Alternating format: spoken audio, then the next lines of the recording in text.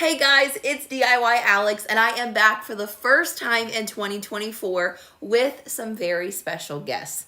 We have so much to catch up on. You guys know that last fall I had a little baby, and he is officially 6 months old, which is so crazy to think about. And this is my mom, also known as Nana. Hi. She is babysitting for the day so that I can concentrate on this launch and live and say hello. Ooh, Kristen said my connection seems a bit spotty. Yeah, so you guys let us know if you can hear us okay and see us okay. I'm a little rusty, to be honest with you. That's why it took me a few minutes to get started. Because I have not been live with you since last August, I think. It's been a long, long time. So say hello in the comments. Let us know if you can hear us okay and see us okay. I thought we'd have a little special guest just for a couple of minutes, and then I'll let him get back to playing with Nana so that we can chat about crafts. Hey, Renee. Yeah, I know there is a little bit of a delay, too, so you guys might just now be seeing this. Hi, Dee. Hi, Renee. Hi, Kristen. Ooh, actually, Mom, I don't have I had a scrunchie. He always pulls my hair these days, guys. So I like to usually put my hair up when I hold him because... But I think it's downstairs. Where should I go look for it? Well, it's okay. He's fine because I'm just going to hold him for a minute. Hi, Bubba. Can you look this way? Do you like the lights? Being on TV. Hi, Roseanne. Good to see you. Of course, he's not going to look at any of you. He's going to look at all the things. Because when I'm with him, I don't spend very much time in here. Say hi, Carter. Can you say hi to Mommy's cell phone? Yeah. Can you say hi? Yep. There's us over on the computer. Hi, Candace. Good to see you guys. It's so good to be back. Oh, my goodness. Hi, Lois. Thanks for joining us. Good. I'm glad you can see and hear just fine.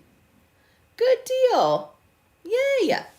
You guys, we have a lot to do today. We're going to talk about my brand new DIY Alex workshops, with the first one being print then cut, which is so fun because I probably get the most messages by far about print then cut.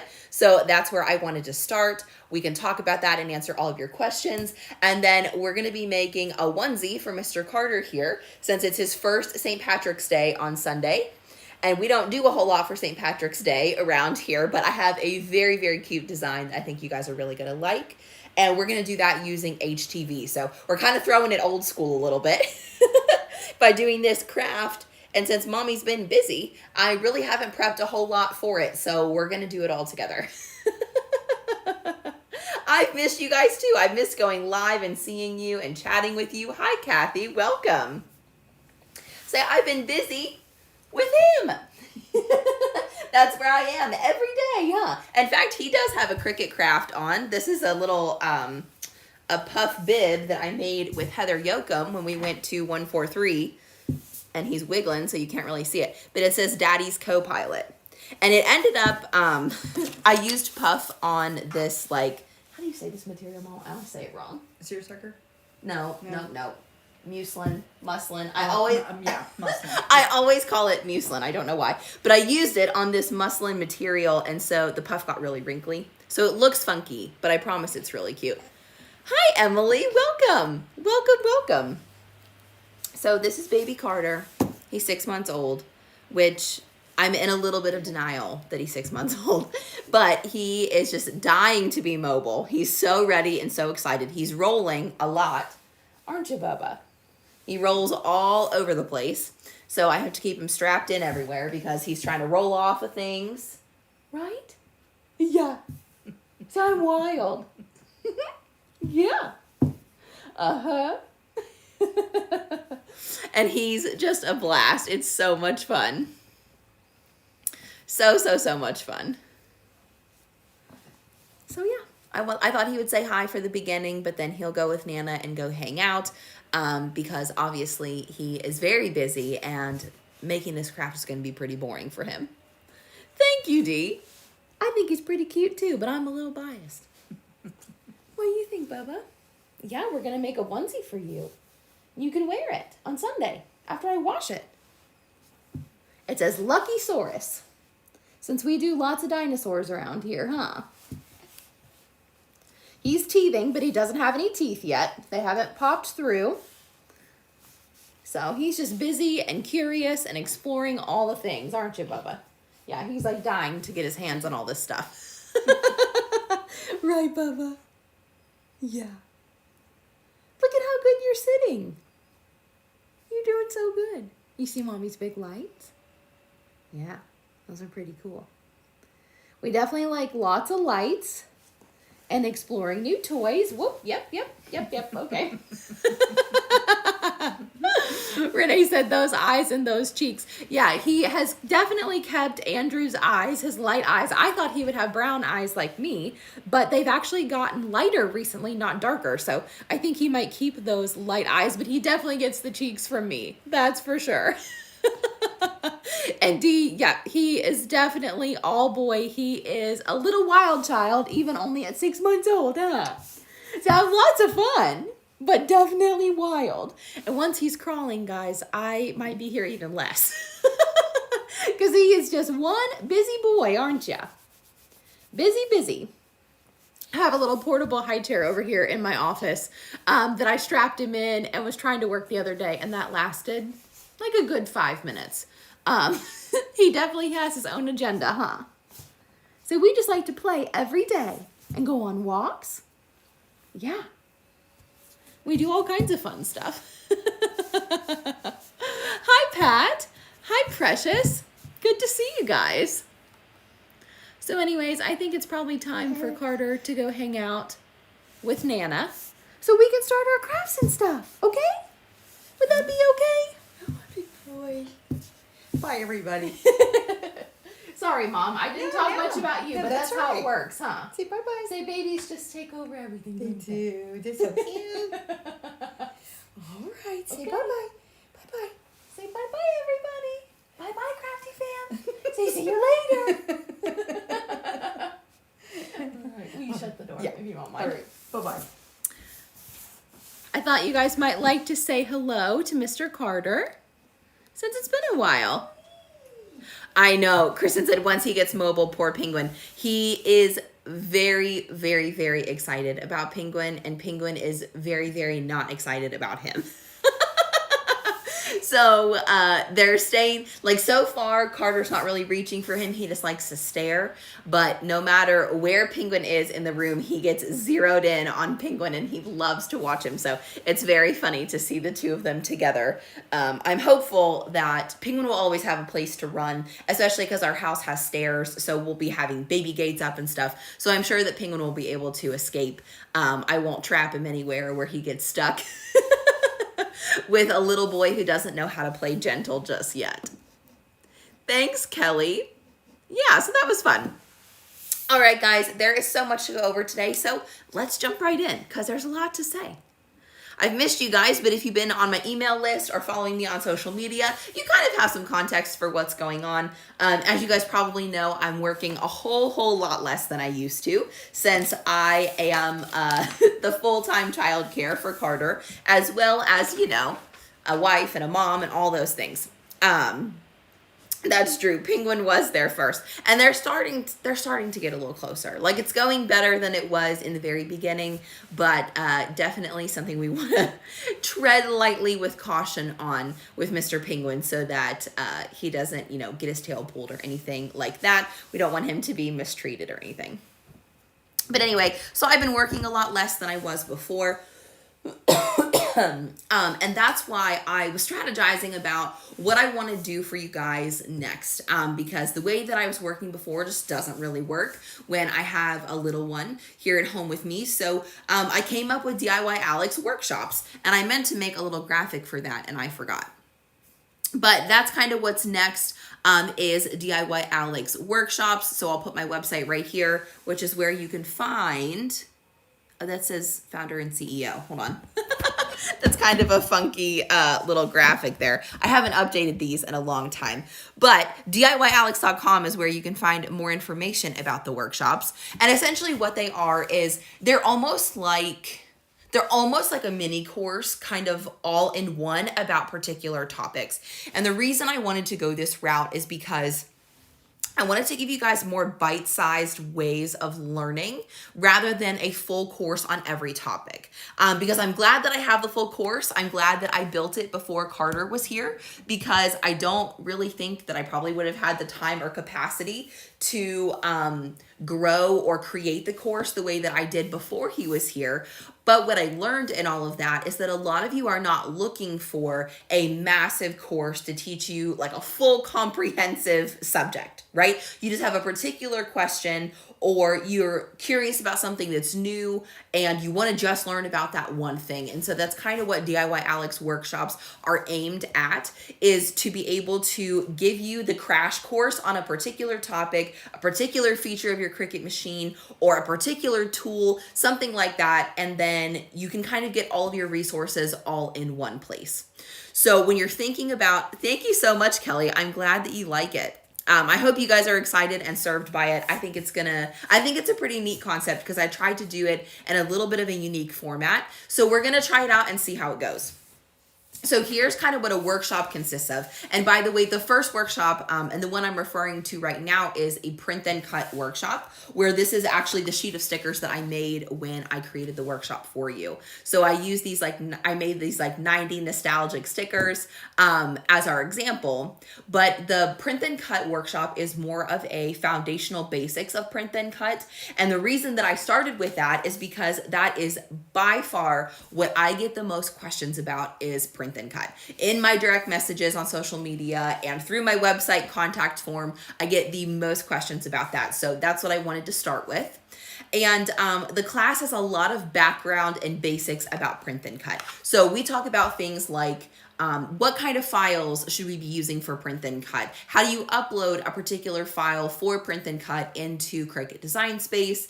And then how do you calibrate your machine?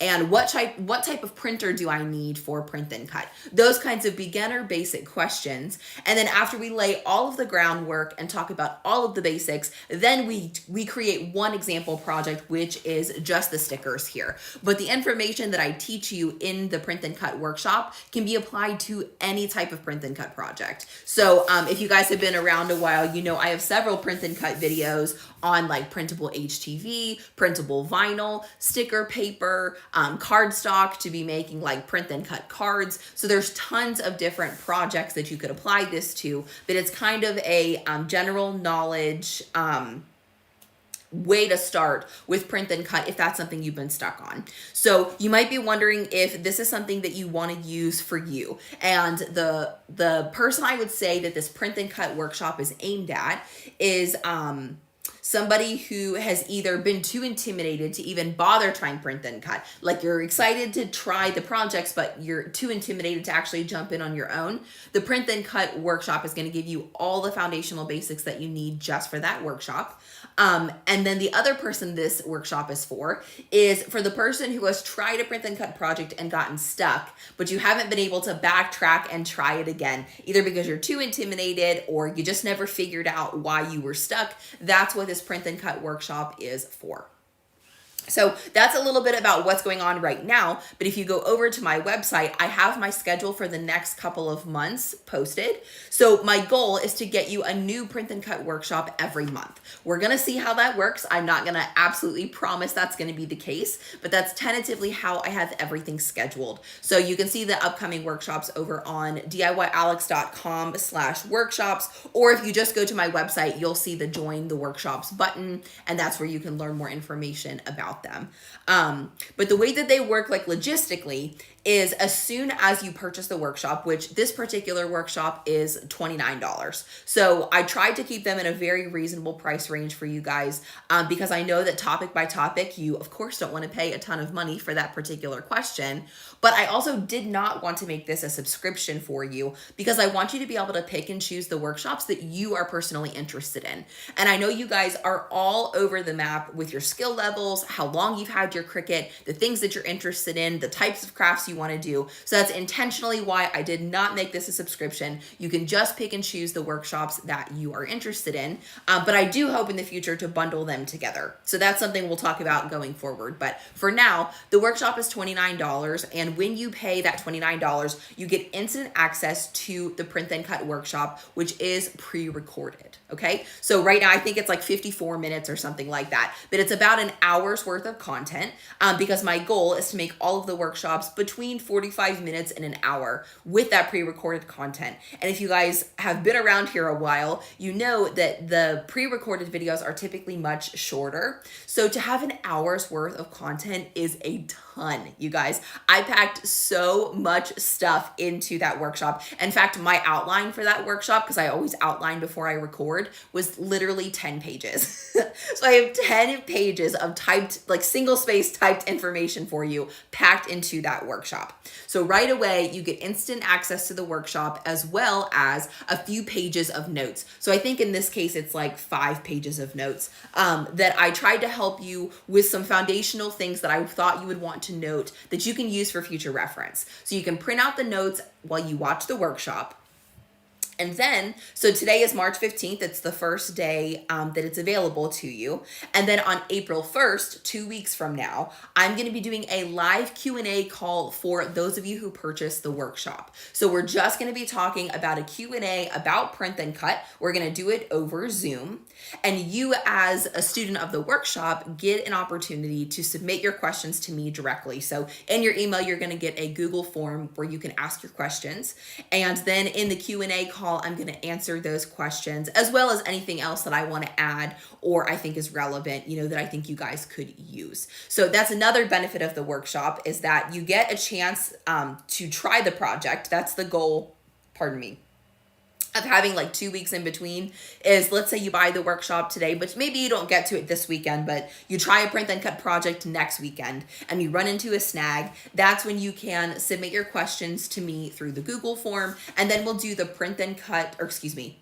the Q&A print and cut live call where we'll answer those questions, but you get lifetime access to that replay as well. So once you purchase a workshop, your access to that workshop doesn't have an expiration date. As long as DIY Alex is open in business, you will still have access to that, the print and cut actual workshop, as well as a recording of the call. So for those of you who purchased the workshop after April 1st, after that Q&A call, you'll be able to see the replay of the call, as well as some notes. So I'm basically just going to take the Q&A stuff that we answered, and I'm going to turn it into like a transcript of the questions and answers, so that for those of you who joined it late, you still get the benefit of reading through the questions and additional questions being answered without necessarily having been there.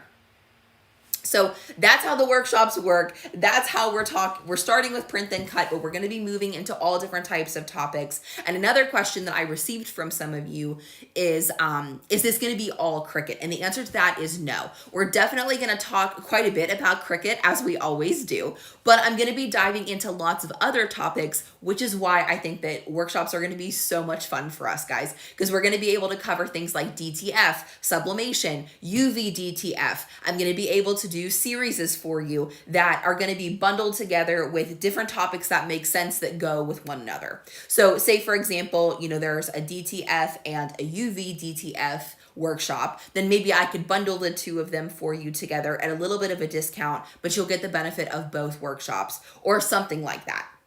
So that's my plan. That's my thoughts. That's how I thought that I would approach a lot of 2024, because as you know, my time is more limited than it's ever been, but I still want you guys to be able to learn in this really effective, really efficient type of way. And I want to serve you the best way that I can. As always, I want to give you what you want. And so I think that workshops are going to be a great way to do that.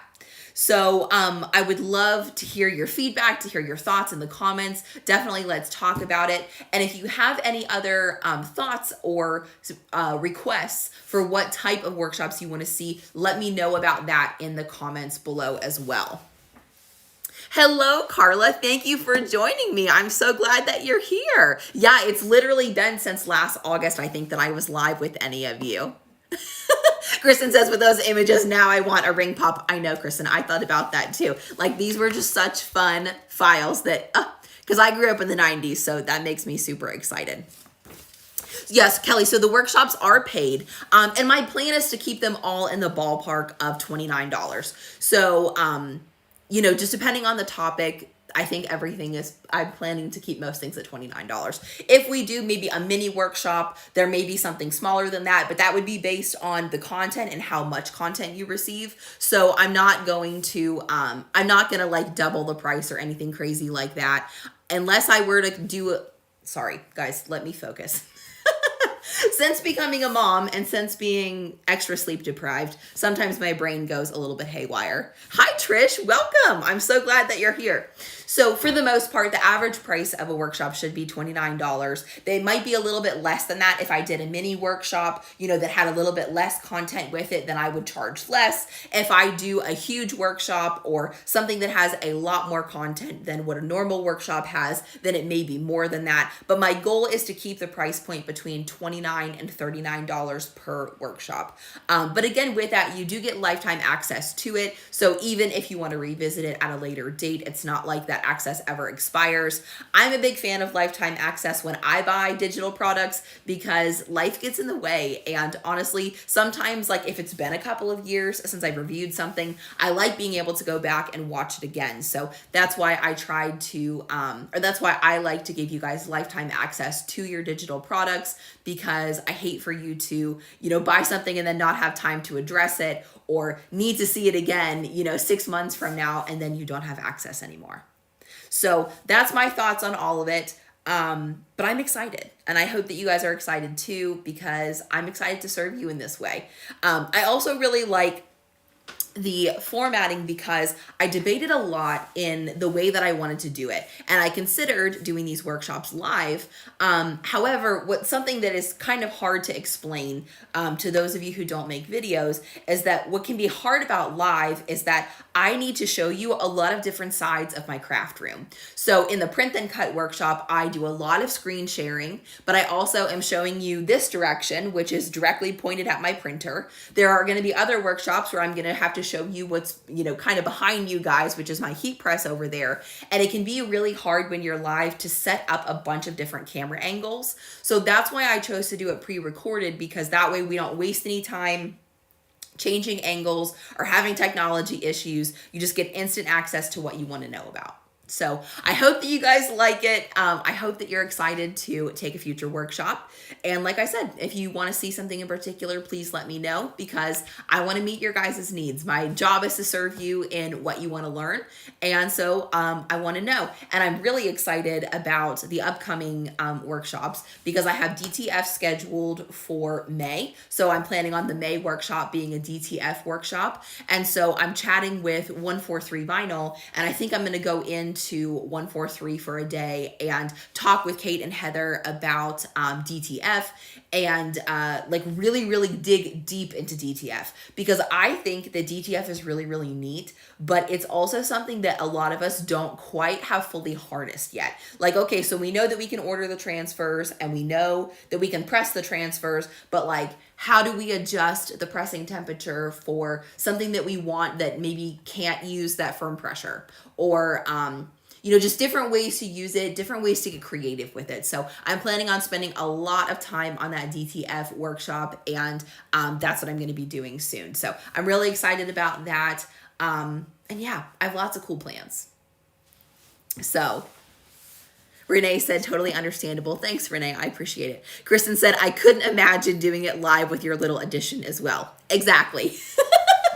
As much as I love Carter and he is wonderful and so much fun, it would just be really distracting and honestly really loud too, to be doing a live with him nearby. So I get my mom to come, or sometimes I work after Andrew comes home from work, and then I'm able to kind of record at my own pace and, you know, edit and then release it at my own pace instead of trying to worry about time to go live. Plus, like, I enjoy lives where I'm chatting with you guys and doing things like this, but for something like a paid product, I feel like, at least for me, I like to get my information delivered quickly. And with a live, that sometimes takes more time, just because we have different things that derail us. We get off on different topics and conversations, or whatever the case may be. So when I do pre-recorded content, it allows me to like make it more succinct or more concise, rather than like getting off on tangents. So I put a lot of thought into the way that I did it, and I thought that this way would be best. So that's what it is. But I'm excited, guys. It's going to be fun. But that doesn't mean that I'm not doing any more YouTube videos. I promise I'm definitely going to figure out a YouTube schedule here soon, but it's a process. So I've been focusing the last couple of months on getting workshops rolled out to you guys and kind of getting in a flow for workshops, but I'm hoping to still try and do 2 YouTube videos a month, whether that's pre-recording those and then premiering them, or doing lives like this. And I haven't quite figured out the balance there. So I'm still working on it, but don't worry. This doesn't mean that I'm never doing any free videos again and that I'm going to charge for everything, because that's definitely not the case. So anyways, we've talked a ton about workshops. Let me know if you guys have any questions or feedback in the comments. I would love to hear from you and what you think. But in the meantime, let's go ahead and dive into making this little onesie for Carter. It's going to be super cute. I just think it's the cutest design. If you guys have ever had little boys, you know that like basically everything for little boys is dinosaur related. And at first, honestly, guys, when I was pregnant, I was kind of like, oh man, like I wish there were some other options. And sometimes I still do, because the dinosaur thing is like cute, but sometimes it's like, you know, I feel like there could be some other options for boys. But when I came across this design, it's dinosaurs, and I absolutely could not resist. And it's going to be really cute because we're going to make it for, Kelly said it's called being a mom. That's right, Kelly. I know, it's craziness. It's craziness. And you guys know, and you guys have been so sweet. So I also want to say thank you for understanding and appreciating the shift that my life has gone through, because obviously you met me long before I had Carter, and I had a lot more time and more flexibility in my schedule because I'm an adult. So I work from home. I could do whatever I needed to do, whatever I had time to do. But now that I have this new priority, it shifted a lot. So I appreciate you guys understanding. You guys have been so, so, so sweet. Renee said, mom to 2 boys, and I get that. Your boys are now 24 and 26. I know so many of you guys have kids that are like close to my age, and it's been really, really sweet. I actually took several screenshots when I sent out the email that I sent you guys when I came back from maternity leave in January. Was just kind of being really raw and honest about how hard it was to come back to work and to figure out some sort of schedule where I'm not driving myself crazy trying to work all day, but also trying to carve time out of my family life and everything else to find time to work. And the responses that I got were literally making me cry. You guys were so, so, so sweet and understanding. So thank you so much for being here and for understanding that shift. Because it's new to me, and it's still, honestly, it's still a lot every day. For example, last night was actually fine, even though we had crazy weather. Carter did not wake up to a single, like, clap of thunder like I thought he would. But the night before, I had been asleep for 1 hour when Carter decided to be wide awake from 2 to 4 a.m., completely awake and just like having an absolute party. He wasn't even really crying or upset. He just was fully awake in the middle of the night. But I had stayed up because I was trying to get some things done around the house. And as you know, when you have little kids, you basically have to do that when they're asleep because there is no other time to get things done. So I was like doing dishes and cleaning and, you know, trying to get things done because my in-laws are coming to visit this weekend. I'd been asleep. I went to bed at 1. Carter woke up at 2 and was up from 2 to like 4:30 or so, wide awake. And so yesterday I was like, I was completely dead because I got probably, I don't know, 3 or 4 hours of sleep, not even consecutive. So it was kind of like going back to the newborn phase. So anyway, all that is to say, you guys know it's madness. Every day is different. And that's kind of what makes it so crazy is like, it's not like I can just tell you, even though Carter has actually in the past, he's been a very consistent napper. Right now, he might nap for 30 minutes or he might nap for 2.5 hours. There's just no telling what he's going to be throwing at me. So that makes it really, really crazy to figure out my schedule. Kathy said, hi, Alex. I'm excited about the workshop on print then cut, then sign up. Thanks. You're welcome, Kathy. I'm glad that it's going to be helpful for you. I hope that you get tons of value and help out of that. And I hopefully look forward to seeing you on the Q&A call on April 1st. I did not hear any hail last night. I did hear lots of lightning and thunder like around midnight, but after I went to bed, I was so tired. I just totally passed out. So I don't think we got any hail, but I could be wrong about that. Carla said, it's a big change and not predictable. Mine are almost 17 and 19, never a dull moment. That's what I was telling. That's true, Kristen. That it probably is why he slept through the storm, because he was exhausted. But he even, like yesterday, he napped for 2.5 hours, which is like unheard of in Carter land. So I got all kinds of things done. I took a full shower. I even washed my hair, you guys. As you know, that's like kind of a privilege. So it was fun. Fun to have a little bit of a break. And I was honestly kind of worried about him. I was like, buddy, why are you sleeping so long? I went to physical therapy this morning, and the receptionist was joking, because I was joking about how I roll in like a hot mess express, because my mom got here and I had to zip over to physical therapy. And the receptionist was like, yeah, I'm still a hot mess, even though my kids are teenagers. It's just kind of a different kind of hot mess. And I think that's very true. You become a hot mess when you become a mom, and then it just is different stages of hot mess, whether it's rolling in with, a baby carrier on your arm from the car seat, or it's a mental hot mess with your teenagers. You just never know. So anyways, let's dive into this craft. It's going to be really cute because we are combining StarCraft Softflex HTV with one of my old favorites, which is Caesar Electric. Actually, Softflex has very similar colors to these in their color lineup, but I thought adding some like metallic texture to this would be cool. Because obviously, typically with little boys, we're not going to do anything like glitter or anything like that. So I think that it's fun to just mix up the texture a little bit. And I think you guys are really going to like this because it's going to be super cute. So I didn't have a lot of time to pre-do this project. So we're going to do the whole stinking thing together. And here's my onesie. He's in a 3 to 6 month onesie. And this is looking kind of small. This might be a little bit tight on him, but this is all that I have that's white. I have some blue and pink onesies that I bought from Hobby Lobby a while ago, but they're a lot smaller, and that's not going to work for this color. Carla said, absolutely true. Listen, that's okay. You guys know I was a hot mess express long before I had Carter, so we'll just be a hot mess together. No matter what stage of motherhood or even adulthood that you're in, we'll just be a hot mess together.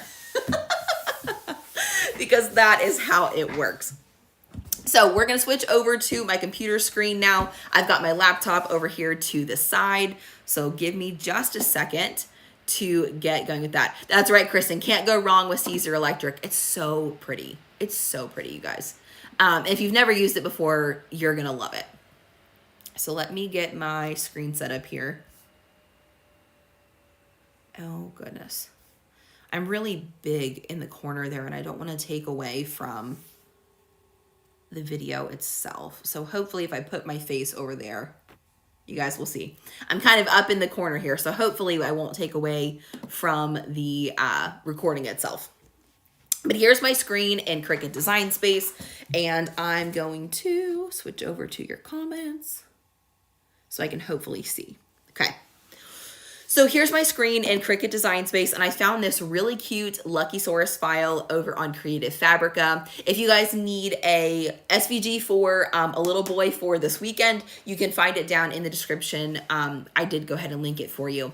Now, it's kind of a unique SVG because it does have a black background, and I considered taking away the black shadow, but because I'm doing this on a white onesie, I didn't want the Saurus to get lost. So we are actually going to keep this layer here, and it's going to be a little bit thick, but he's not going to wear it for very long. So I'm not too worried about too many layers being too thick and uncomfortable.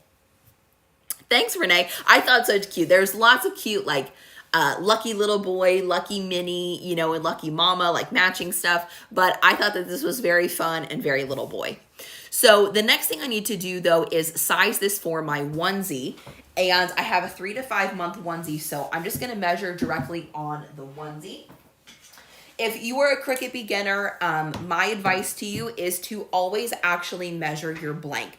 Actually pick up the blank that you are using when it comes to these projects and pick up a ruler and measure, because that's gonna be the best way to find the right size. Otherwise, if you just try to guess, it might end up being too big or too small, and then you're wasting your material and it's no good. So, hey, Nicole, welcome. I'm so glad that you're here. We actually just got started into the craft. We spent the beginning of our live talking about DIY Alex workshops. So feel free to watch the replay after this is over, and you'll be able to see kind of what we talked about so far. Let me send you guys over. Oh, shoot. If I send you overhead, that's going to mess up your view. So actually, I'm not going to send you overhead. I'm just going to measure this. Okay. So, gosh, I forgot how tiny these little onesies are when you measure them. I don't want to make my design too small, but luckily it's not very fine. So I think it's going to cut no matter what size we make it. But let's make it, you know, with the head and the tail and everything, we're going to make it a total of 4 inches. And that's going to be pretty big on the onesie, but I think that that's going to work. I think that's going to work best. And we're going to hope that this is going to fit little Carter, because I really think this is looking kind of small. Even though it's a size 3 to 6 months, he is definitely closer to the 6-month end of that, but that's okay. So we're going to go ahead and keep all this selected and then go under more, which I kind of hate. The Design Space has updated and I have to go under more, but I think it's just the size of my screen. So this is based on my laptop. It might not be that way for you.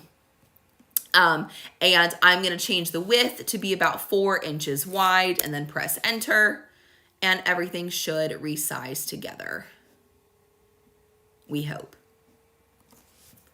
And you guys know I don't like to get into like the super, I don't like to complain a ton about Cricut Design Space, but I have to say, y'all, recently since I have been in Design Space, I have experienced a lot more problems than usual. So if that is the case for you as well, you are certainly not alone. You don't really find me talking about it too much because I think that there's more than enough negativity on the internet about Cricut Design Space. I'm grateful for Cricut Design Space because we get to, you know, work with our Cricut machines using it, but I have definitely noticed an uptick in like bugs and glitches and things like that. So anyway, that went ahead and resized, and that's really all we need to do. I already have all the colors set aside, so we're gonna go ahead and save our project in case we have to come back to it, or we just want to. And then we're gonna go ahead and click on Make It and take a look at these layers. Yes, Kelly, I will definitely take a picture of him wearing it for sure. I'll show you guys what it looks like. We're gonna be going to the zoo this weekend, so maybe he'll wear it to the zoo and I'll take a cute picture. So another thing that Design Space has been doing that's a little funky is automatic defaulting to a 12 by 24 mat, which we do not need. So I'm gonna go through and on each one, I'm gonna choose 12 by 12 mat and then choose mirror. And this is important because if you have a Cricut Maker 3 or Cricut Explore 3, since the Cricut machines actually do measure the mat, you have to have an accurate mat size on here. Otherwise, it will tell you that you don't have what you need, even though you do. So on the other Cricut machines, like the original Maker and the Explore Air 2, you don't need to worry about changing the mat size. You can just leave it. But on the newer machines, it will tell you that you can't, that like you have the wrong mat size. So you can't do that there. There we go. We'll do that for the one last color.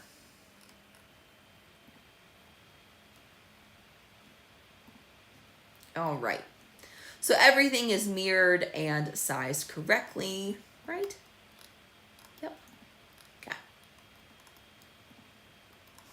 So we're gonna go ahead and click on continue.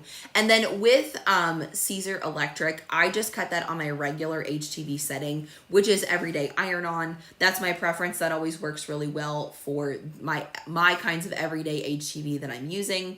So I'm gonna check remember material settings for everything. So then we're simply gonna go through this process and cut this HTV. So I'm probably gonna go ahead and send the camera kind of back to the way that it was, and we'll hop over to my Cricut and start cutting all the things. And I've got my Cricut Easy Press that I'm going to be using here off to the side because that's what we're going to be pressing with. All right, let's see what's first. First is our black layer. I think I can still see your guys' comments. Yeah. It's not behind. Okay. I'm a little rusty with my software. So it's been a while since I've like played around with it and really done all the things with it. So you guys will have to bear with me. So something I did that I actually kind of messed up here is I stuck some vinyl to my clear cover sheet here on my of my Cricut mat so that I can see it. Because I don't know if you guys have ever had this happen where like it will go like fall on the floor, and I have literally slipped and almost lost my life on the crazy Cricut mat covers. So I added a couple of vinyl stars just to make it a little bit easier to see if I drop it. It also kind of tells you if you use a vinyl like I did that's holographic, I know which way I need to stick it onto my Cricut machine, onto my Cricut mat. Ultimately, it doesn't really matter. But because I have the shiny side kind of facing out, I know that this is the correct way to stick it on my Cricut mat. If I just see the plain yellow side, that means it's kind of the back side. But we're going to go ahead and start with our black layer here. So something else that I didn't explain is I ordered a huge order of these Amazon plain white slat bracelets, and it does a great job of keeping my HTV rolled up for me without having to use tape on every single thing and leave any sticky residue behind.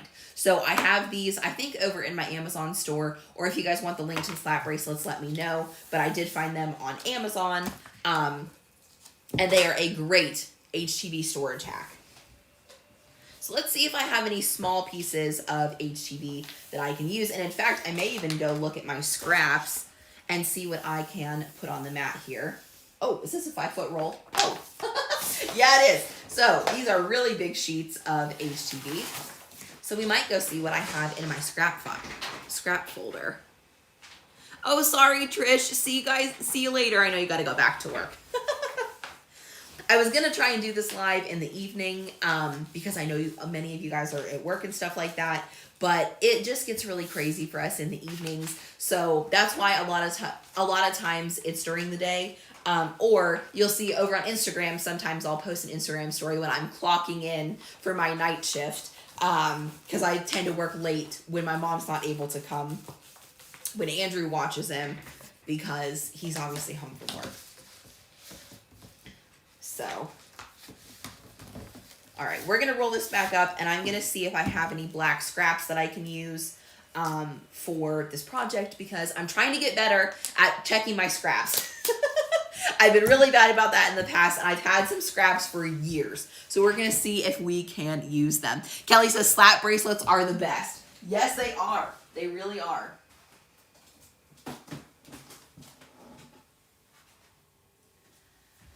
So this is my scrapbook album that I keep all of my scraps in. I shared this not too long on Instagram. I even recently made a cute little like piece here for the front. For a long time, I just left the default like wedding couple that was in the front. But I finally upgraded to my very own cover, and I have my own page for Softflex HTV. I did not do it fancy. I just wrote with a Sharpie what type of material is on the front, but you could make vinyl labels if you like wanted to have fun with it and stuff. But I just labeled it with a Sharpie to make it quick and easy. But something that I always save is my black and white pieces of HTV. because that's the kind of stuff that I actually do reuse. I don't save every single piece and every single scrap because I just don't really find that I use it very often. But stuff like black and white, I definitely do use. So I do hang on to those pieces. Ooh, this piece looks like it might work perfect. Let's see how big it is. Actually, I have my self-healing mat here that I can measure it on. Yeah. Ooh, you guys, this is perfect. This is like a 6-inch or like 5.5 by 5.5 inch square. So that is perfect for this project. Perfect. But I probably don't have any electric because, like I said, I don't usually hang on to scraps like that. Look at us using our scraps today.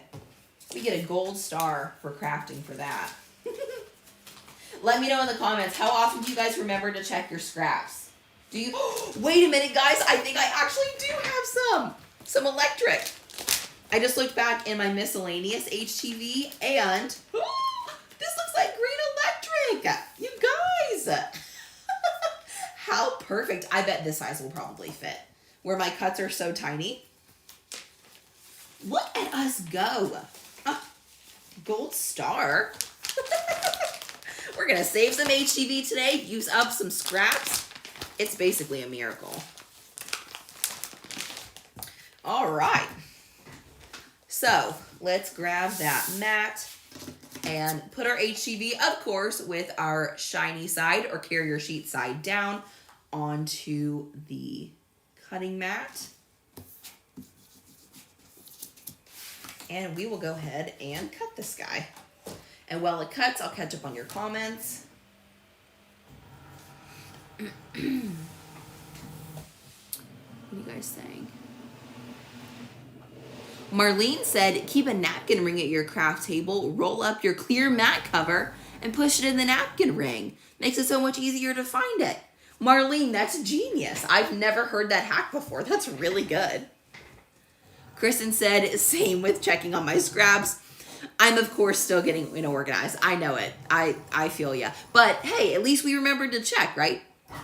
Kristen said, my adhesive is all sorted by color. HTV is just in sections. Yeah, and I tend to sort it by type of HTV because mostly I want to remember what settings I need to use for that HTV. And when I sort it by color, sometimes it's hard to tell what product is what. So that's why I like to sort it by type instead of color. But either one. Kristen said, most of my HTV is miscellaneous. Yeah. Ooh, Nicole said she uses her scraps a lot. Good for you, Nicole. That's great. I don't know what it is. I guess I always am just trying to move quickly. So a lot of times I don't. Perfect. Good deal. That's cute. Okay. So we can be weeding this while we cut another color. Next up is our orange electric. And it's just a little tiny piece. Let's see what size it is. I might cut my HTV out. Yeah. It's basically like 2.5 by 5. So I'm going to cut a little piece off of this because I want to use up this funny section of my electric, but this is going to stick over the side of the mat and I don't want to make it like funky. So I'm going to cut my HTV to size here. And I've been trying to use my self-healing mat more instead of measuring with a ruler because I have it right here in front of me, but I always forget about it. So I'm trying to utilize it more often. I know you guys can't see. But I'm going to make a little snip at 5. And then, well, that's a little taller than I need it, but I'm going to go ahead and cut this piece off. Just because the way that I have my HTV stored, which is rolled up in my like DIY Alex HTV rack. It works best when my HTV is closer to a full sheet. If it has those big areas that stick off, which I guess we ended up creating another one, but oh well. When it has those big areas that stick off, sometimes it's kind of hard to get it through the slots that I have. So I try to keep it as close to square as I can. All right. So we'll be cutting that while we are weeding our main layer.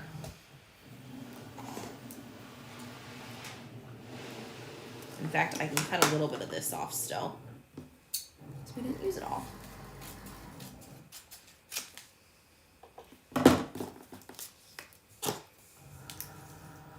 Can you guys see that? Yeah, you can. Okay.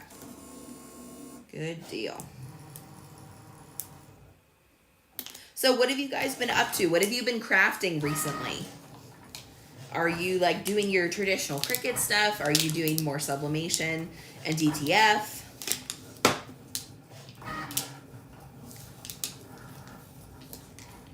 I would love to hear what you guys are up to. Holy cow, guys. I realized that Carter's first Easter is just a couple of weeks away, and I do not have an Easter basket started. So I got to be working on Easter bunny things here soon. Because now that I have a child, I have to think about things like that. So I got to make sure that I'm not falling down on the job. So there's our background silhouette of our Lucky Saurus. So that's all ready to go.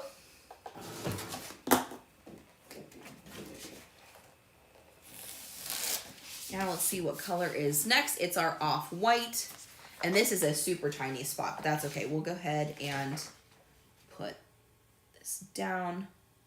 I guess I probably could have used just like plain white, but I wanted to use off-white to give it a little contrast with the background of the onesie, since the onesie is white all by itself. I thought this would look better.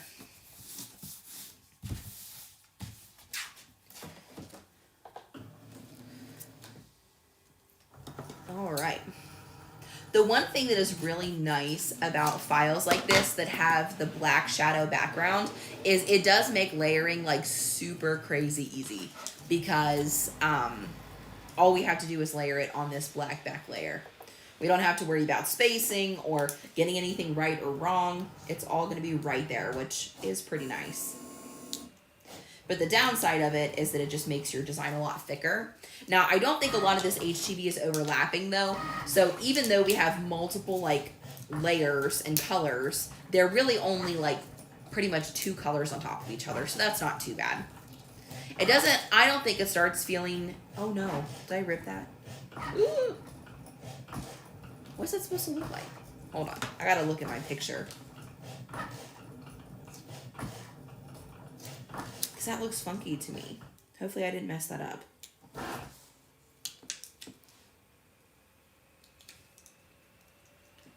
Let's check and see. I'm going to finish weeding this, and then I'll grab that off of the mat.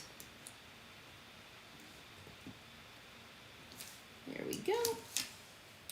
I know that's really little. Sorry, guys. It's probably a little bit hard to see what I'm doing there, but I'm just using my pin pen weeding tool to weed away the excess.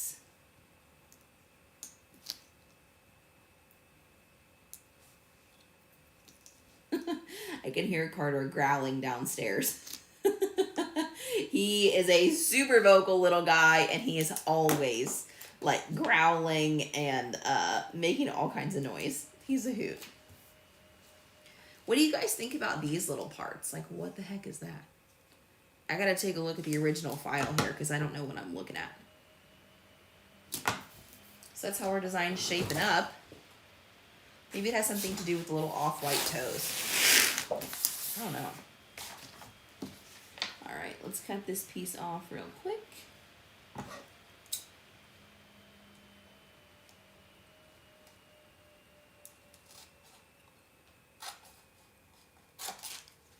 don't think it goes any further over than that.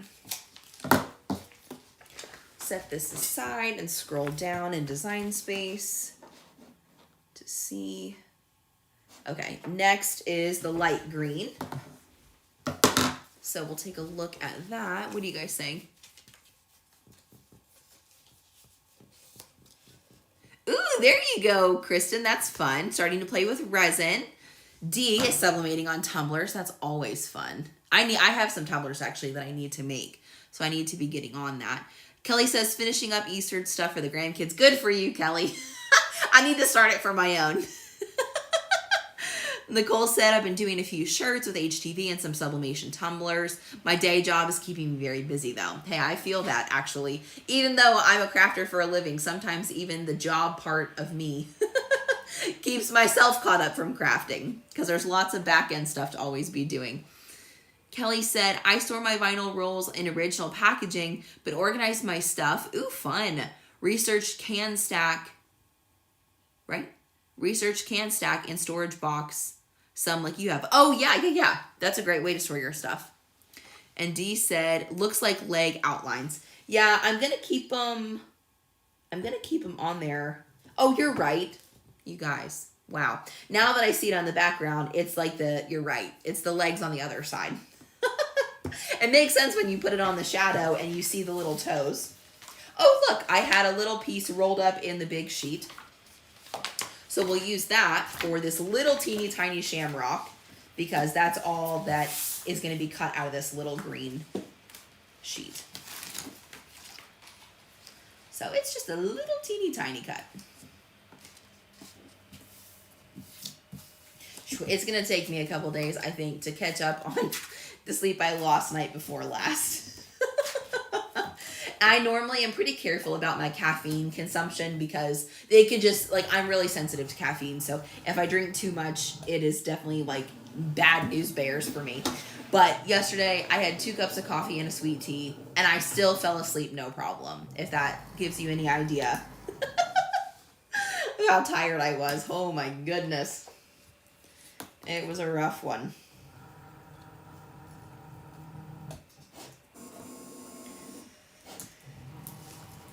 Goodness. There we go. Yeah, I cut a little extra off of that, but that's okay. So that's our layer of, like, this is a stegosaurus, so the little bone plates on the back and then the little toes. But I may cut off the carrier sheet over here so I don't have any, like, weird overhang. That's another little layer that we have ready to roll. I'll line it up a little closer when we actually are going to make it.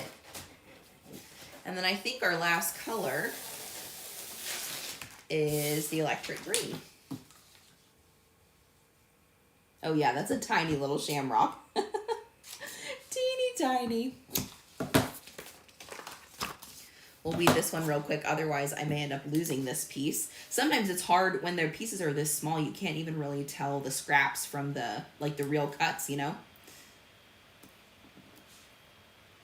Ooh, something I've been thinking about, you guys, that I think I want to do on YouTube soon, and I shared this already on my stories, but I've been thinking more about my, oh my gosh, guys, words.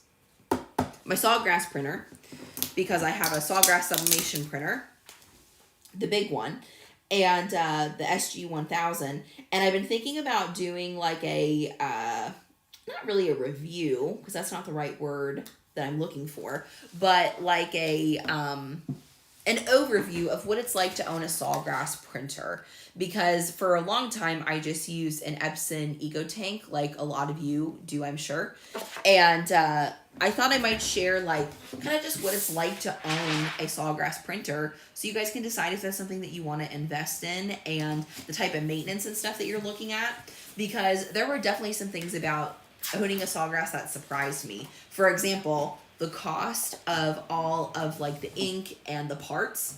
Holy cow, y'all. Now, in one hand, though, it's really, really helpful, because while I was on maternity leave, one of the nice things about a sawgrass is it automatically does its own maintenance. So it runs ink through the lines automatically, so that your print heads don't dry out and you don't get, like, a lot of clog issues with sawgrass printers because of that. But the downside of that is that your sawgrass printer is constantly using ink that doesn't last as long as you think. So even though I didn't do a ton of prints last year because I was focused on creating that Cricut course for you guys, I have gone through ink a couple times, and it is like, holy cow, expensive. So There's definitely some really good parts about owning a sawgrass printer, but also some like unexpected pieces that I did not expect. So I thought about making a video for that, or about that for you guys, because I thought it might be helpful. So will you guys let me know in the comments, what kind of sublimation printer do you use? And would you want to see something like that? Like, would you find that helpful? Or are you not even considering investing in a sublimation printer? You just want to stick with your Epson EcoTank? Let me know in the comments. And when I can, and if I can, I will try and do something like that for you guys, if you think it would be helpful.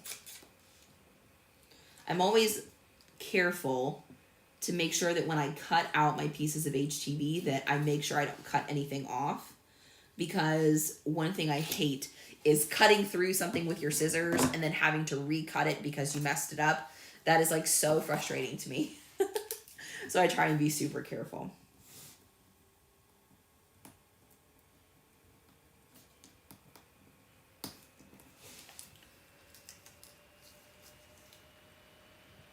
All right. We're getting there, y'all. So that's our last layer that we have to cut. I think we're going to have to peel this little shamrock up so that we can take a look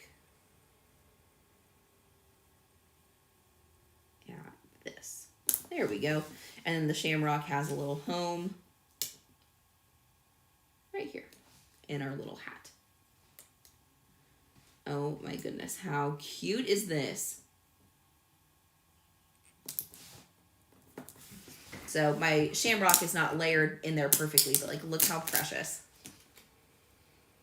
How cute is that? And I love the metallic shine of the Caesar Electric. I have to say, like, I've said it before, but I'll say it again. Caesar Electric is just so cool. I think it's such a huge, almost like a best kept secret, even though it isn't a secret, about HTV, because that little extra pop of texture just makes all the difference. Okay, I am going to put this mat to the side here, and we're going to warm up our Easy Press and get pressing.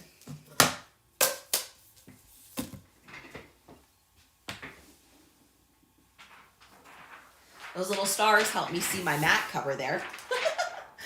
And I'll put it right here. And then I'm just going to stick it out of the way.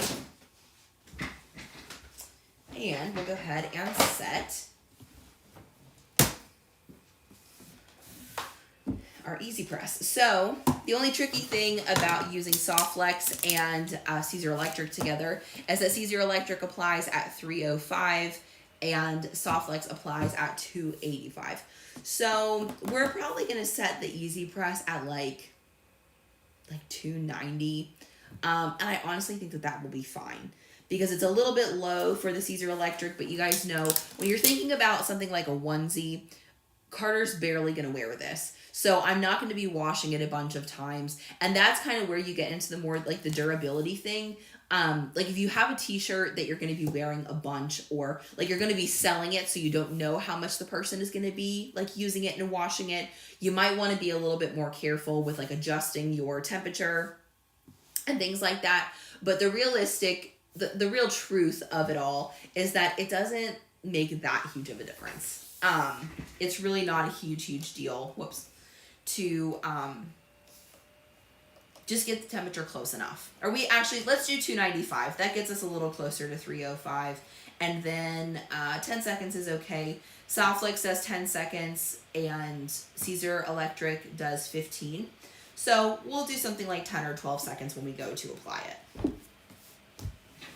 Then in the meantime, I'm going to grab my Easy Press mat as my bottom surface. I'm also going to be using a Teflon sheet over top of all of the layers as I peel off the carrier sheet, so that I don't peel up any of the previously applied layers.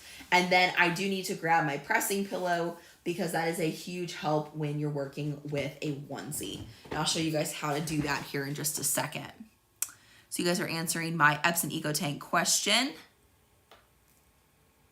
Let's see. Dee has an Epson EcoTank and has had it for over 2 years. So far, so good. Tammy is sticking with an Epson Eco Tank. Sawgrass is way too expensive for a hobby. Honestly, Tammy, I feel ya.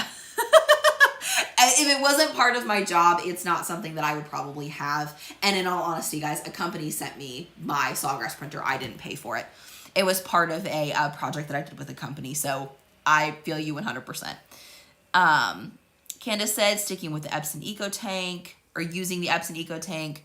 Kristen said Epson Eco Tank with StarCraft ink. That's what I have as well, Kristen. Don't do sublimation enough to invest in a sawgrass. There you go. That's a good idea. The off-white is much better than just white. Yeah, I agree. I really like that in the Softflex. I think it looks really, really pretty. Kelly uses Epson Eco Tank with Hippo ink. Cool. Yeah, that's good to know. I mean, I may still make the video just because I do think that it's helpful for some people, but I feel you guys. I have my Epson Eco Tank and it works great. Even the times that I've gotten it clogged, like, I've been able to unclog it so far. Now, that's not guaranteed. Anytime that it clogs, I could end up, like, honestly ruining it and having to start over. But so far, that hasn't been the case, so thank goodness. It was just difficult during maternity leave to have to remember it. Let me grab my pressing pillow. I'll be right back.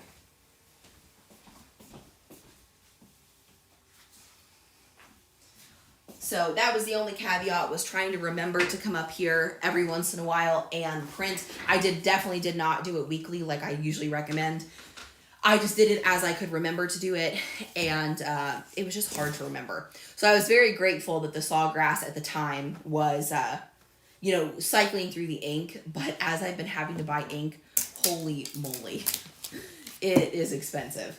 And so I'm still grateful, of course, so very grateful that I get to do this for my job, and a company sent me a Sawgrass printer. But had I been a typical consumer and then I ran into how expensive the ink, like, we're talking like, it's like $250 or $275 for like a full set of 4 inks. And that's just like a regular ink fill up. So that's pretty intense, in my opinion, for something like a lot of you guys said, like for a hobby crafter or for somebody who just does occasional sublimation. Like, that's pretty expensive. So we'll see. We'll see what I end up diving into. But I did think about that the other day because I was actually, because the ink cycles through, it goes into this little tank, and I forget what they call it. But I had to buy a new one because basically my waste tank, my trash spot in my Sawgrass was full. And I had to buy a new one. And so things like that, like I had to look it up on YouTube how to do it. Because I hadn't gotten there yet, so I didn't realize that was even a thing. So there's just a few things about owning a Sawgrass that I didn't know.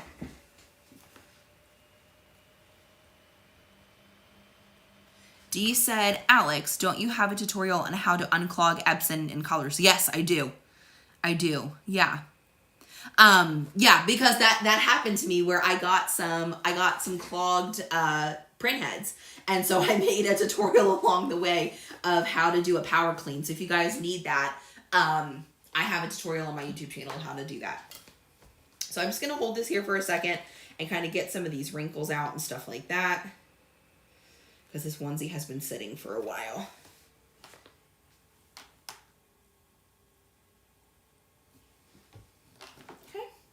So we'll set this aside. And then I will probably, something that I sometimes do is when I have my decal fully layered like this, I'll like fold it in half to find the center. But honestly, this onesie is so tiny, I will probably just wing it. I am going to put it down a little bit below the top seam. And I'm going to try and put actually, let's place it. And then I'm going to shift it. So when you do this, the key with onesies is to make sure that you avoid the seams. Because if you don't get far enough away from the seams, your pressure will be off. And that's how, like, a lot of onesies, they don't stick long term because people don't get far enough away from the seams. So that's the main tip. But what I'm going to do is I'm going to line this up here. And that black layer, that background layer, is going to keep everything else centered really nicely. So I'm going to peel off the rest of the colors.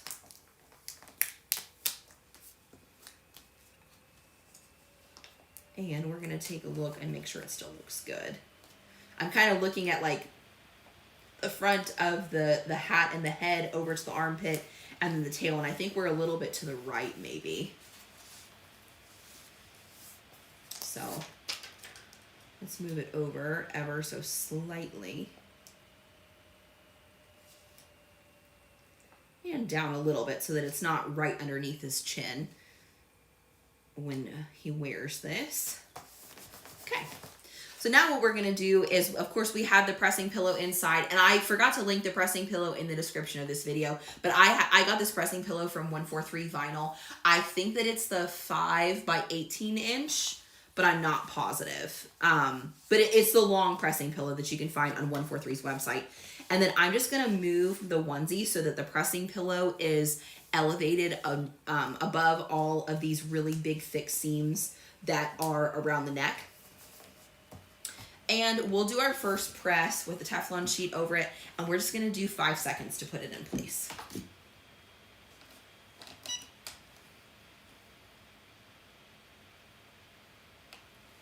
Perfect.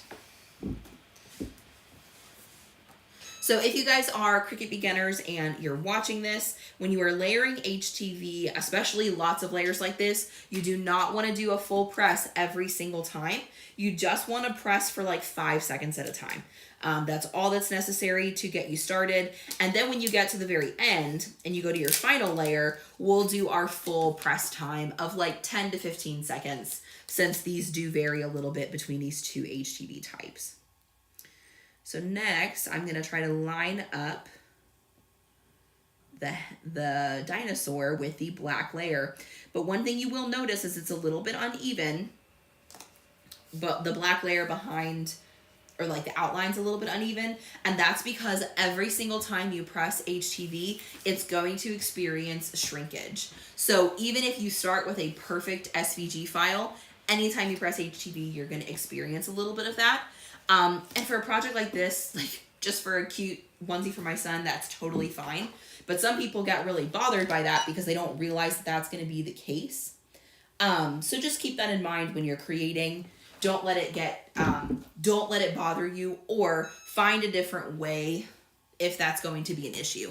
You know, if somebody wants a perfect outline of their design or something like that, you may have to find another way of doing things, because that's just a natural part of working with HTV, and there's nothing that you can do to minimize it.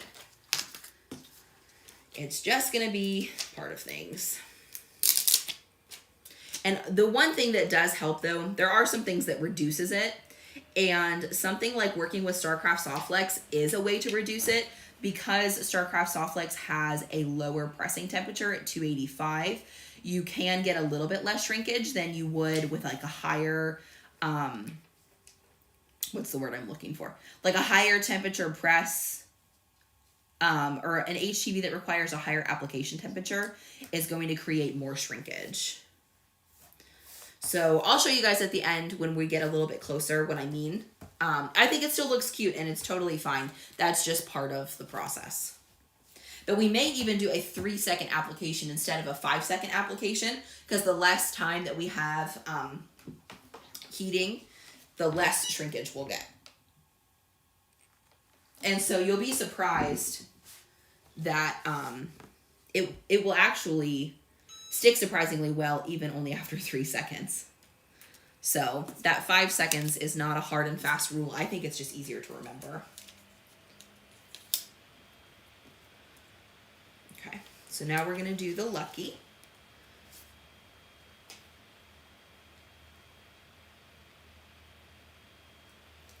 I'm gonna focus on making sure that the words look good. But we're starting to see a little bit of the unevenness due to the shrinkage. So I'm just gonna do a 3-second press here.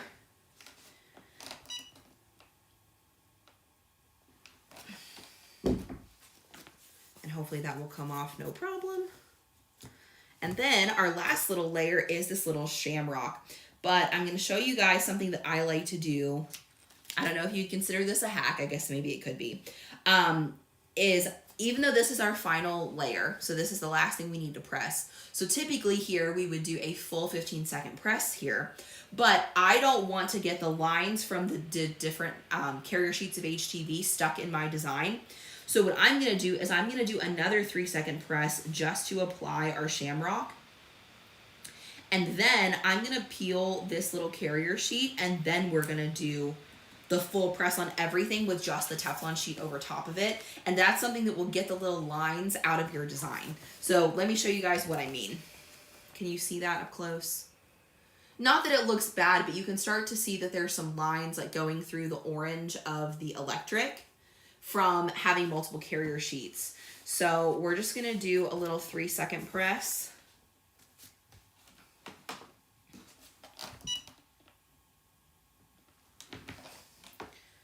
And then we're gonna do the full 15. So here's a really good example of what I mean. Do you guys see in the green there in the hat? There's that line from the little shamrock carrier sheet. It's pretty obvious in person. I'm not sure if you guys can see it on camera or not.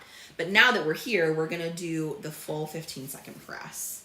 Or I guess we'll do a full 10. We probably don't need to do any more than that, just to make sure we don't overpress our HTV, but we also wanna make sure it's gonna last a good long time. And in order to do that, you wanna follow the manufacturer's instructions for pressing HTV. So I'm gonna give it some pressure. Of course, I have my Cricut Easy Press mat underneath and my Teflon sheet over top. And now we should be good to go. And everything will be nice and flat. There won't be any lines from our carrier sheets. And look how cute, you guys. Turned out so fun. Let me try to show you in the light. It's hard to show you like how the light reflects off of electric. There you go. Isn't that so pretty? That turned out so cute. Carter's gonna look so cute in this because really he looks cute in anything. But I'm excited for him to wear this weekend. Let me zoom in a little bit and I'll show you guys what I mean about that shrinkage. Not that it's a huge deal, because like I said, it's not. But it's something that you might not be aware of if you are new to Cricut crafting. And so you might have some different expectations for what your HTV is going to look like, if that makes sense. Hold on. Let me get...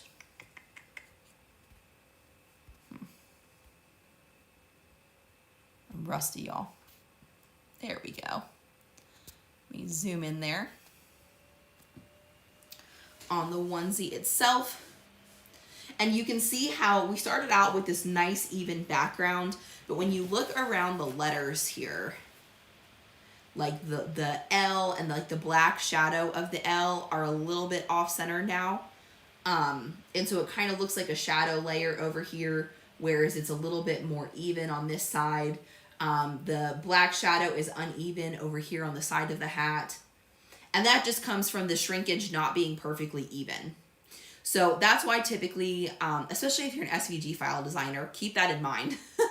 A lot of times these black backgrounds don't end up panning out very well. So I don't like to create designs that have these close shadows or like close offsets because it doesn't really work with HTV. It works great with vinyl because vinyl has no shrinkage because you don't apply any heat.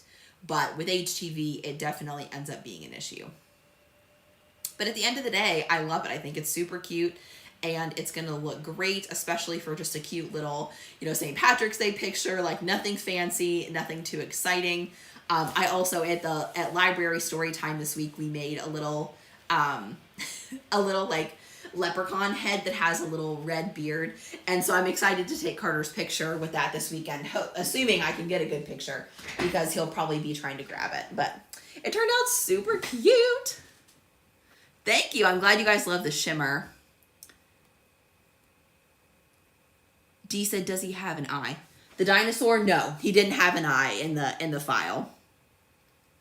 Yeah, thanks. I think it turned out so good. No, he didn't have an eye in the file.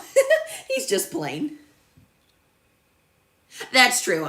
Only I would notice it. And because, you know, I'm a crafter, so I'm looking for things like that.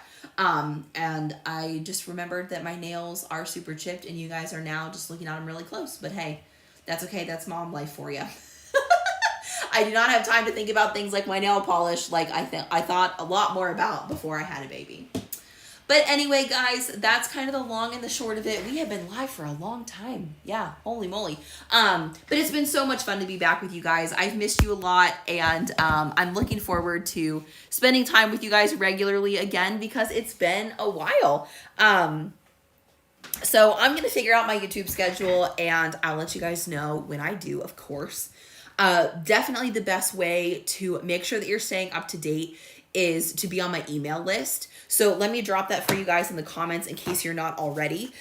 Social media is great, but the problem with social media is that I cannot control what posts you guys see and what you don't. So being in my Facebook group, if you're on social media, is a good way to see things that are like more specifically from me. But my email list is great because I can directly write to you what I want to say.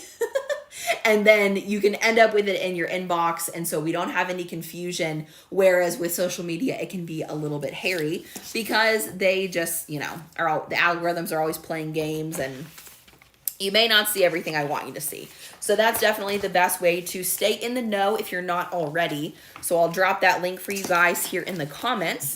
And something I haven't talked about in a few minutes on our stream is my DIY Alex workshops. So that was one of the reasons I wanted to go live today so I could share that with you.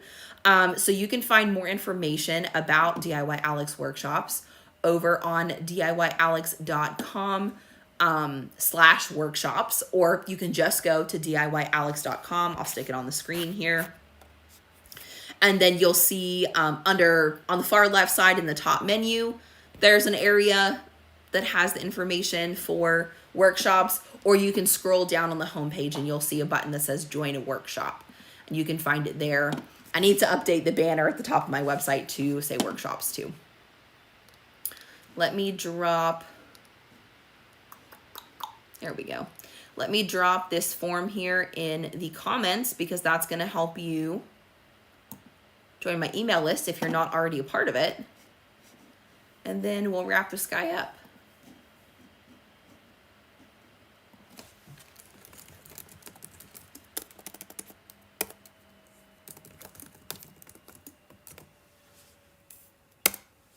There you go.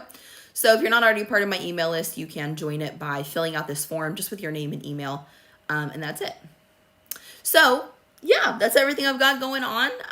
It's going to be a fun weekend. We've got some fun plans. I hope you guys have some fun plans too. I think at least here in Louisville, Kentucky, Saturday is supposed to be pretty nice. So we're going to try to enjoy that nice weather. I'm excited.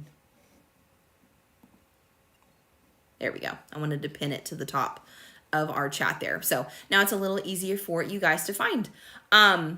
Kristen said our social media has issues like the other week. Exactly, like how like Facebook and Instagram like had shut down or whatever. So what's so funny about that, you guys, is you all know, I mean, I'm on social media a lot, no doubt. Like I'm never going to try to minimize that because it's just the truth. But I actually deleted social media from my personal phone. So I have my last iPhone was an iPhone 10. And I kept that iPhone and did not turn it in when I bought my last phone so that I would have an extra phone for live streams. So I use 2 iPhones for my live stream cameras. And so I do not have service on my old iPhone 10, but I have Wi-Fi still connected, and that's what I use now for social media. I kept the social media apps on my work phone, if you will, and then on my personal phone, I deleted social media because I just felt like I was spending way too much time scrolling. Like when I was like playing with Carter or doing something like that, I just felt like I was wasting way too much of my day on social media. So even for me as a content creator, I have to have limits and boundaries around social media so that I don't spend too much time on it. So when everybody was panicking about the shutdown, like I was not on social media. Like I did not get on until that afternoon because typically I now get on like, you know, sometimes I still get on when like Carter's asleep or whatever, but I have to intentionally go get my work phone, which I leave here in my craft room or my office. And then I come get it when I want to get on social media. So I did not see the shutdown while it was actually happening. I just saw it after the fact. And I chuckled to myself that that's exactly why I deleted social media off my phone, because I don't want to just be so absorbed in it.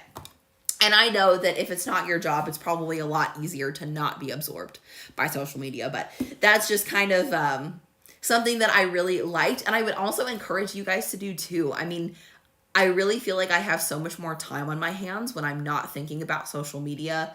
I just am, so busy and present in life. And so it's been really nice to have that off of there. And I just go on social media when I need to use it for work or just when I want to use it. I do post cute videos of Carter from time to time. So if we're not friends on Facebook, you guys can request my personal page, my personal Facebook, because that's where I post some cute stuff about Carter. Like the other day, he was laughing because I was making meatloaf. And I had a bowl of everything all mixed together, like, my hamburger meat and all that stuff. And I was showing him how I was like mixing it up with my hands. And I was telling him to squish the hamburger. Like, he wasn't touching it. He was watching me do it. But anyway, he was cackling at me squishing hamburger meat. And so Andrew picked up the phone and took a video, and it is the cutest. So I did share that on Facebook, and I share things about Carter from time to time. If you guys want to see more Carter, you can find him over there. Oh, Tammy said she never lost social media that day. Good for you. And Renee said I was the only one in my house that lost out, so I thought I was hacked. Ooh, that's scary. Yeah, that's stressful. Social media is stressful. And I have to say, as much as I love my job, I am in no way complaining. I'm so grateful for the job that I have. But social media is a stressful profession because you have so little control over it. Like you spend all this time working on stuff, and then suddenly all that stuff could come crashing down at any moment. And that is really scary. So I understand why all the creators were panicked, because they're like, holy cow, like all my work has been, potentially deleted. What's going on? So it's definitely scary. But that's why I like having things like and that's actually why I did this a couple years ago. I went ahead and got my website rebuilt, because I did have a website before, but you guys never knew about it because I never used it. That's why I have things like a website and an email list, because with social media, you can't control what your audience sees and like what stuff goes through and what doesn't. You don't actually own the platform. You own the content because you made it, but you don't own the platform that it's on. Whereas having things like an email list and a website allows you to actually own everything about it, so that ideally, I mean, of course the internet could like go out or something, but generally speaking, you have control over what goes on your website, what goes out to your email list compared to social media.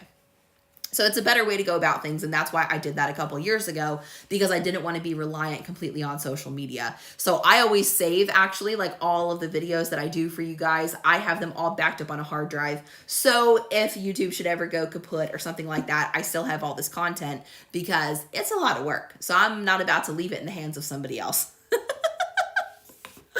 Oh, thanks, Renee. She said that video was adorable, so you saw it. Yeah, you did comment on it, didn't you? Tammy said, babies tend to dominate your day, as it should. Exactly, Tammy, and that's what I'm doing, running around all day long. Like, I love children. I've always loved children, but obviously I've never taken care of one like I have my own. And it is wild to me how my little person literally takes up my entire day taking care of him, between thinking about his nap schedule, thinking about his bottle schedule, occasionally going out and doing fun things. It takes up my entire day. Trying to coordinate all of that for him and making sure he has what he needs and taking him to doctor's appointments when he needs to go and all this stuff. It's wild. It is wild. It is the simplest things, Kristen. It's so funny how, and then sometimes too, and then I promise y'all, I'll get off here and quit talking your ear off. But what's so funny to me is sometimes the things that I do to Carter, like to make him laugh, he thinks are hilarious, right? Like he thinks I'm the funniest person in the world. And then other times I do that exact same thing and he just looks at me like, I'm sorry, what? And it's so funny how he decides what is funny and what is not. He also has started just laughing at nothing and like I can't figure out what he thinks is funny. But I think mostly he likes listening to his own voice. So he's squealing and squawking and just listening to all the things, and it's so fun. Thanks, D. I try to be smart and strategic about my business because it's a wild world out here these days, and I'm so grateful for the internet and for social media because it's allowed me to connect to all of you, but also like it's kind of a funny job because of things like social media. Like, you don't own the content or you don't own the platform, so you can't control a lot about your job. So you can work super, super hard on making something super in depth or spending a lot of time on it. And then, you know, maybe 50% or 20% or 10% of your overall audience who wants to see it sees it. And it's just really funky. So I have really grown to appreciate owning your own list, owning your own website. So that's why I do a lot more through that these days. And I want to say one more thing. It is all consuming, Renee. That's definitely true. But I also did not do all this alone. So my course as well as the workshops are something that I have paid two wonderful ladies named Hannah and McKenna to help me out with. And they actually designed a specific program just for me to help me launch my education suite to all of you. Because on the backside, there is so much technology stuff that it takes to get all of these things, all of these pieces put together. And it's above my technology skills. I would say that I probably have like moderate to okay technology skills. I am not a super technological person. I know you probably think so because I'm on YouTube, but I promise it's really not that fancy or that hard. So I want to give a shout out and some gratitude to Hannah and McKenna for helping me launch not only Cricut Chemistry, but also my workshops. And we have some other things coming for you. I'm designing a totally free mini course that's going to be out in the next couple of months. It's going to be very, very small compared to Cricut Chemistry, but it's going to be completely free for Cricut beginners. And we're going to start running some ads for Cricut Chemistry on social media in the next coming months. So you're going to see some new things from me that you might not, you might not recognize as that's what I'm working on behind the scenes. But I'm excited to bring it to you because I think you guys are going to like it. And it's just kind of a different era of DIY Alex and the way that it runs and the way that it functions. Because as many of you pointed out, motherhood is wonderful, but it definitely means a whole different era for life and business. So I'm trying to be as smart about it as I can, while also giving Carter all of the attention that I want to be able to give to him, because that was the whole point of starting a business like this and being able to work on my own time, is being able to raise my family the way that I want to raise my family. So it's a blessing, but it is definitely a balance. It is definitely a dance, and it is only by the grace of God that any of it gets done. Because it is a wild, wild thing. Motherhood by itself is wild. Owning a business is wild. And so doing all of that together and being a wife and, trying to maybe do some things for myself every once in a while and stuff is nuts. So I'm grateful for it. It's wonderful, but all glory to God. And I'm so grateful for all of you who watch along, because I literally couldn't do it without you. So I want to leave you guys with all the hearts. I love you all so much. I appreciate you. And I'll send you guys an email when I figure out